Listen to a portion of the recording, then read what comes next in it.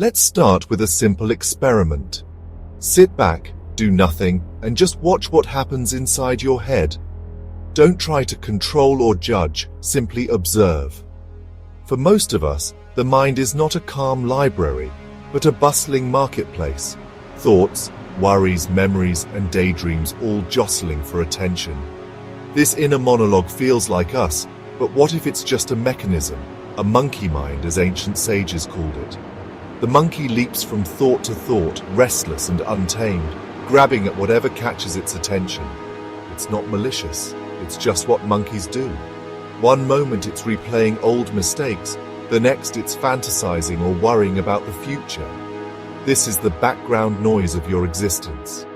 We spend our lives believing we are this monkey, tangled in its dramas. But the first step to freedom is realizing you are not the monkey. You are the one watching it. This is the beginning of a journey inward, to find the quiet space behind the noise. It's not about silencing the monkey, that's impossible. It's about observing its antics with detached amusement, like watching a creature in a zoo. Smile at its silliness, acknowledge its fears, and gently return to the present moment. Your power lies not in controlling the mind, but in realizing you are not it. The journey starts with this simple awareness. On an ancient Indian battlefield, Arjuna faced a war against his own family. His mind, filled with doubt, became his enemy. Krishna, his charioteer, offered a metaphor. The self is the passenger in a chariot. The body is the chariot, the intellect the charioteer, the mind the reins, and the senses are wild horses. If the charioteer is weak, the horses drag you into chaos. In modern life, our senses pull us off course. Desire, anger, temptation. The mind, holding the reins, often lets the horses run wild. Krishna's message. The mind can be your friend or foe, depending on who's in control. Becoming a better charioteer starts with awareness. Watching the horses, noticing their impulses, and not following blindly. Train the intellect to hold the reins with purpose, guided by wisdom, not whim. Arjuna picked up his bow, not because his sorrow vanished, but because he understood. He was not the sorrow or confusion, but the silent witness. We too are the passenger, guiding our chariot through life's battlefield. The struggle is not to silence the horses, but to steer them wisely. Awareness is the first step. The journey is about learning to guide, not to suppress. The mind's chaos is natural. Your role is to navigate it. Be the witness, not the turmoil. Now, let's travel to ancient China, where Taoism offers a gentle approach to the mind. The Taoists saw the mind as a murky river. The more you try to clear it, the muddier it gets. Clarity comes when you let the water settle. There's a story. A student asks a Taoist master how to calm his mind. The master makes tea, letting the leaves swirl, then settle. Be like the tea, the master says. Wait, the leaves will settle on their own. Our thoughts are like those tea leaves stirred by daily life. Trying to force the mind quiet only stirs up more mud. The Taoist solution: do nothing. Let thoughts swirl, but don't engage or fight them. Watch them as you'd watch clouds drifting by. In time, the mud settles, and clarity emerges naturally. This requires trust in the process, not control. The problem isn't the noise, but our resistance to it. By letting go, we find peace beneath the surface struggle. The river was always destined to run clear. We just had to stop stirring it up.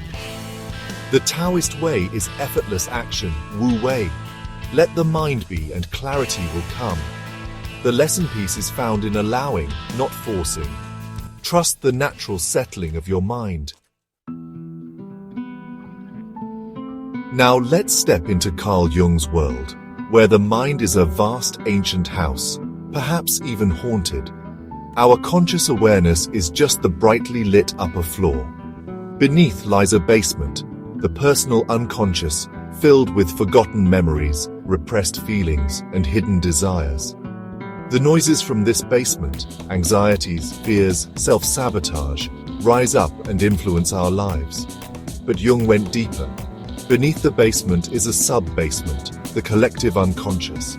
Here live the archetypes, universal patterns and inherited memories of humanity. Our minds are layered with personal and collective history. Jung's own dream of descending through layers of a house revealed this truth. We are not just living in a house, but in an archaeological site. The ghosts of our past and our species' past shape us. We are more than our conscious thoughts. We are haunted by millennia. To understand ourselves, we must explore these hidden rooms. The journey inward is an excavation of the self. Western thinkers have mapped the mind with vivid metaphors. Plato saw the soul as a chariot reason steering two horses, spirit and desire, toward virtue. Freud imagined the mind as an iceberg, the conscious tip above water, the vast unconscious below, driving our urges. These models agree. We are not unified, but a system in conflict. Then Descartes declared, "I think, therefore I am," making thought the core of identity. But what if he was wrong? What if thinking is just another function, not the self? Identifying with thought traps us in the monkey mind, the unruly horses, the noisy parlor. The real self is not the machine, but the awareness behind it. The West's mistake was to confuse the mind's chatter for the true I. True freedom is stepping back from the noise. Modern psychology sees the mind as a script written by a frightened child. Many adult reactions are echoes of childhood coping mechanisms. Imagine your mind as a film directed by your inner child, replaying old fears and traumas. You think you're making choices, but often you're acting out an old script. The inner child isn't trying to harm you. It's trying to protect you, to break free, become a conscious audience. Pause, ask if the fear is real or just a memory, and comfort the inner child. Take the director's chair and choose a new story. Neuroscience sees the mind as a meat computer, 86 billion neurons firing in your skull. Your sense of self is an emergent property of this biological hardware. The brain is layered: lizard brain for survival, mammal brain for emotion, neocortex for thought. The rational neocortex is often overruled by older emotional circuits. We run on ancient software, ill-suited to modern life. The hard problem remains. We can see brain activity, but not the experience itself. The computer runs, but the user is nowhere to be found. The mystery of consciousness endures. Your mind is not truly yours. It's a collection of voices, beliefs, and ideas absorbed from others. Your core values, tastes, and even your language are inherited, not invented. The voices of parents, teachers, culture, and ancestors echo in your thoughts. When you say "I think," you're often replaying someone else's idea.